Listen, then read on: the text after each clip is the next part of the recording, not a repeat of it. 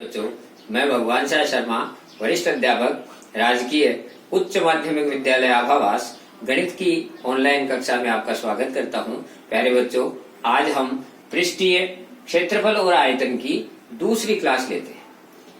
पहली क्लास में हमने घनाभ का पृष्ठीय क्षेत्रफल निकालना, आयतन निकालना, उसकी चारों दीवारों का क्षेत्रफल निकालना, उसका विकर्ण निकालना, ये सब हमने सीखा था। प्यारे बच्चों, आज इसी से जुड़ी हुई समस्या को हम लेते हैं। समस्या हमारे पास आई है कि एक घनाभ के आकार का बगैर ढक्कन का संदूक है। ढक्कन नहीं है उसके प्यारे बच्चों।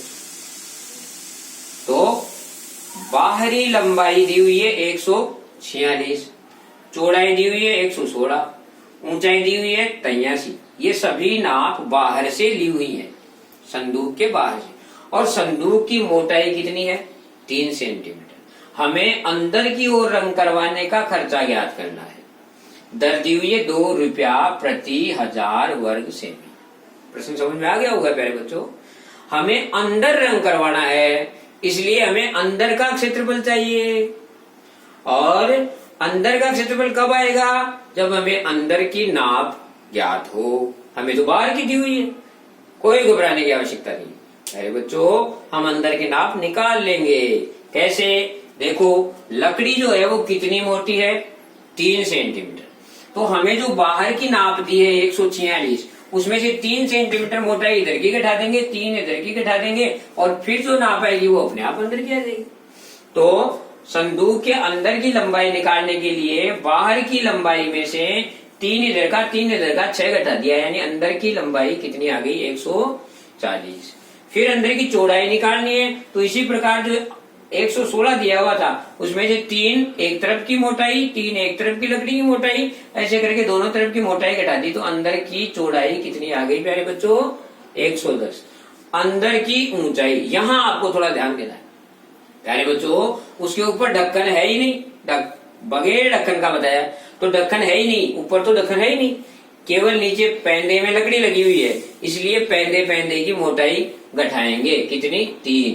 तो यहाँ जो 83 दिया हुआ है बाहर वाला, उस 83 में से ये 3 घटा दिया, तो अंदर से ऊंचाई कितनी आ गई लकड़ी की प्यारे बच्चों?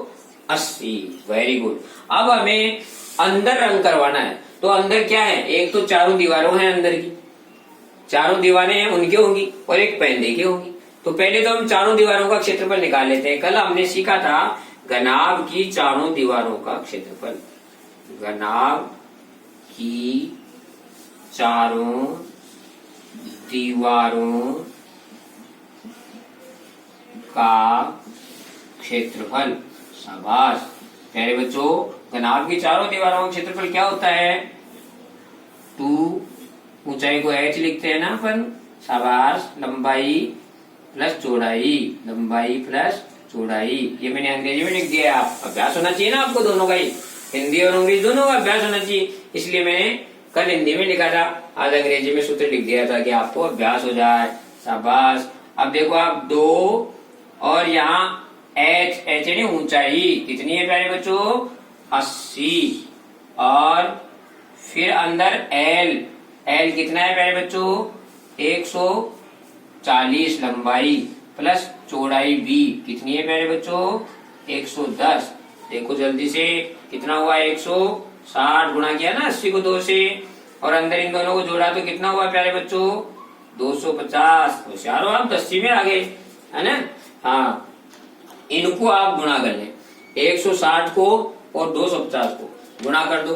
गुणा कर देंगे तो देखो आप, ये बिंदु तो बाद में लगा लेना, पहले आप इसको डायरेक्ट 16 को 5 से गुणा कर लो। 16 पंजे 80 की बिंदु असल लगी 8, और 16 दोनों 32 और 8 40, और एक बिंदु इसकी और एक बिंदु इसकी, 40,000 वर्ग सेमी। ये चारों दीवारों का क्षेत्रफल आ गया। जो संदूक है हमारा, उस संदूक की चारों दीवारें जो हैं उनका क्षेत्रफल आ गया। अब पैंदा बचा है।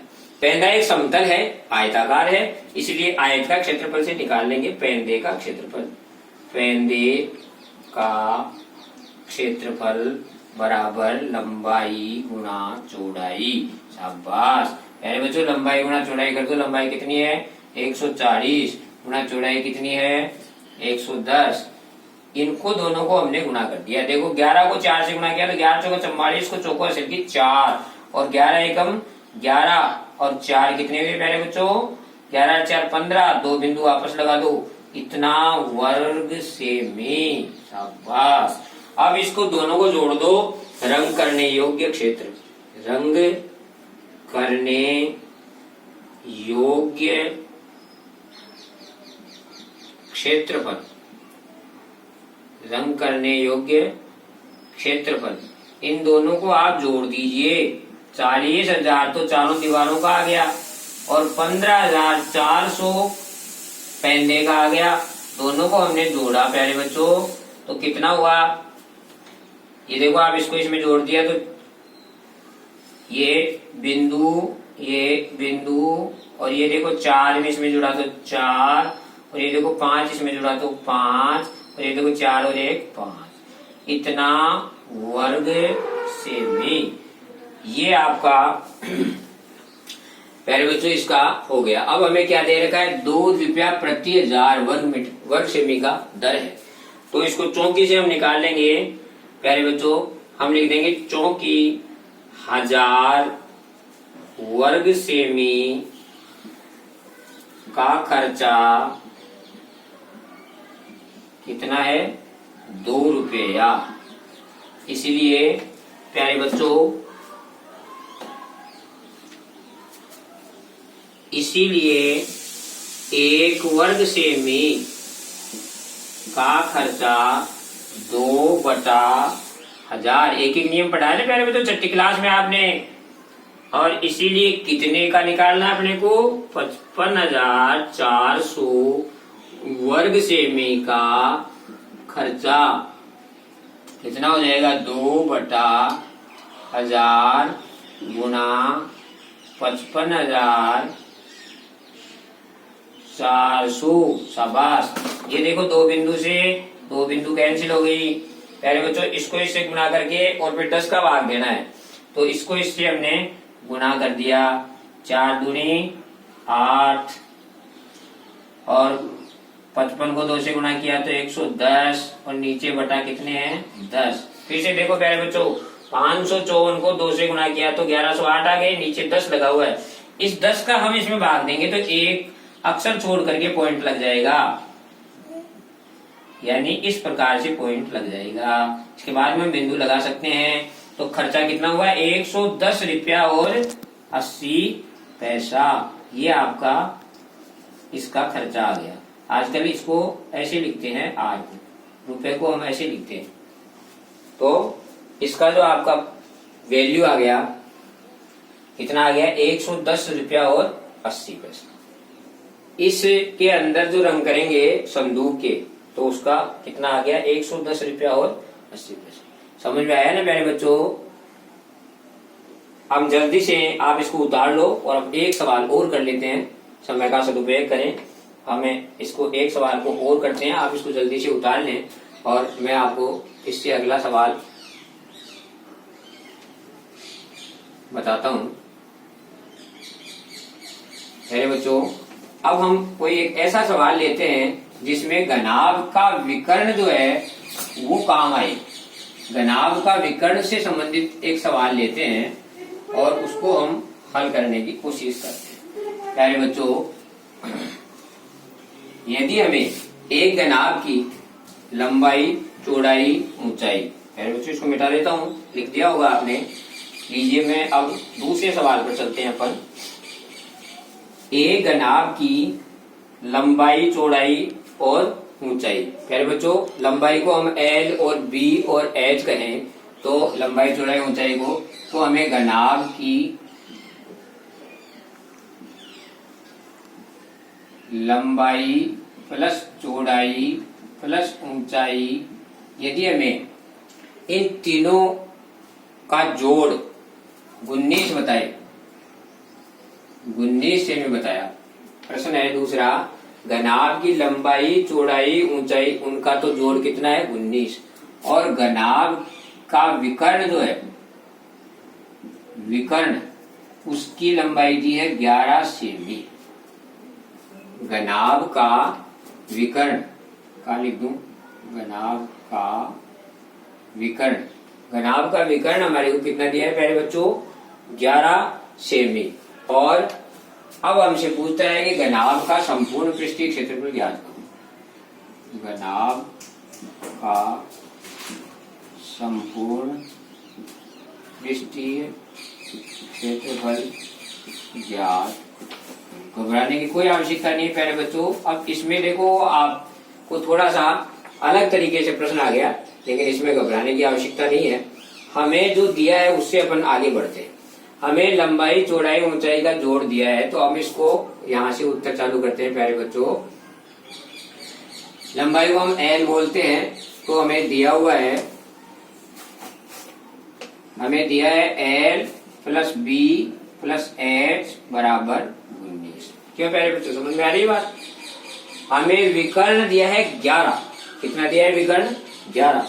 हम जानते हैं कि विकर्ण जो होता है उसका सूत्र क्या होता है, under root L square plus B square plus H square बराबर कितना दिया है हमारे को, 11। क्लियर है प्यारे बच्चों।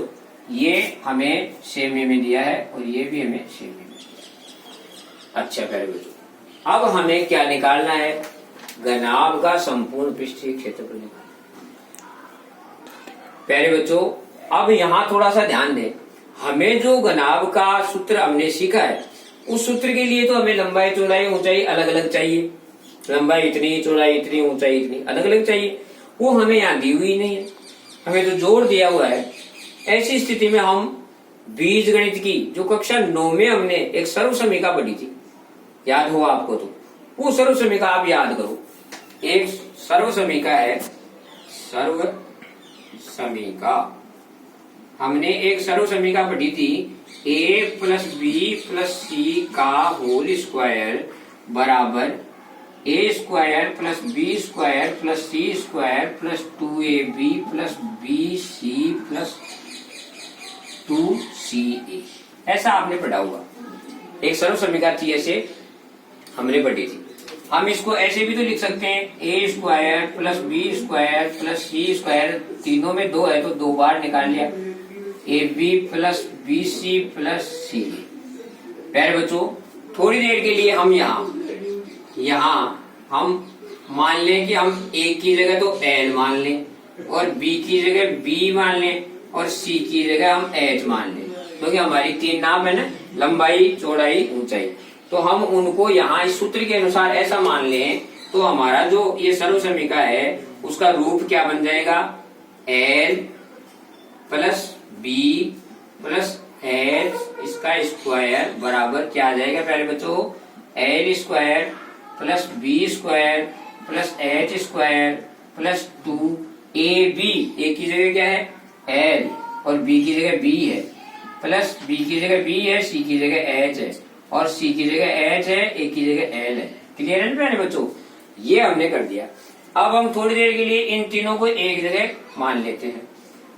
अब आइए इस कोष्ठक की संख्याओं को हम बराबर के इधर ले लेते हैं, तो हमारा सूत्र ये बन गया l plus B plus h square और minus l square plus B square plus h square और बराबर रह गया 2lb plus B H plus H L. प्यारे बच्चों घबराने की कोई आवश्यकता नहीं है, मैंने यहाँ सर्व समीका ही लिखी है जो कक्षा 9th में हमने पढ़ी थी।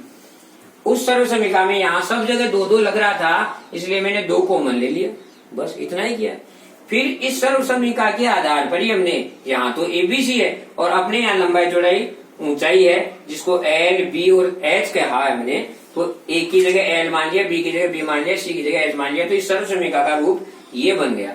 अब हमने इस तीनों ये जो है इस ग्रुप को हमने बराबर के इधर ले लिया, तो ये माइनस हुआ कि नहीं प्यारे बच्चों, हो गया।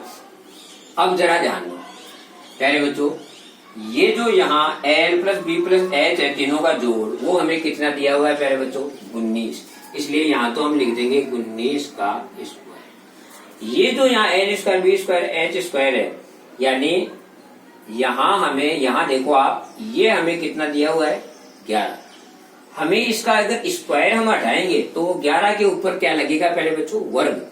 हम इसका यहाँ से वर्गमूल हटाएंगे तो इसके ऊपर क्या बन जाएगा, वर्ग।